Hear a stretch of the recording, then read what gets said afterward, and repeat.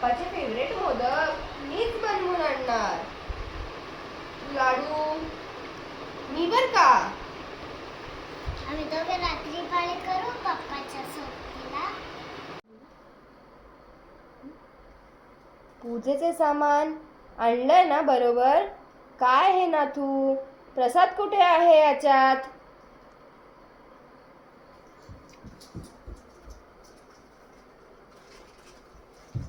प्रसाद. छान. हो दे दुर्वा. मग मोजलेस ना? चला ना, उशीर होतोय. बाप्पाला आणायची वेळ झाली आहे ना. बाप्पांना घेऊन कोण जाणार? आई आपण करूयात की. वेडी कुठली, हे काम मुलं करतात. ए ईशान, पुढे ये.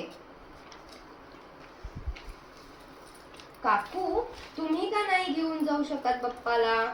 बाळा, तशी प्रथा आहे.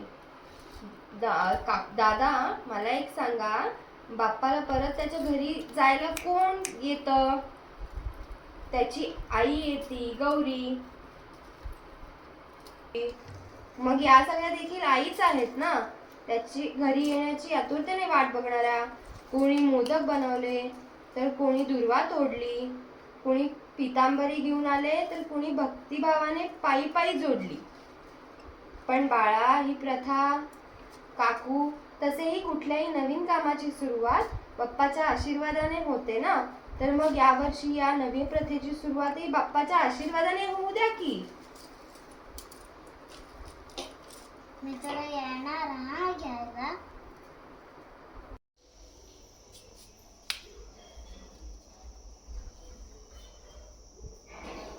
आई, हे बघ ना, ही मूर्ती छान आहे. आपण ही घ्यायची. चालेल, तुला आवडली ना, घेऊ. ये, थँक्यू. थांबा, मी पूजा करते.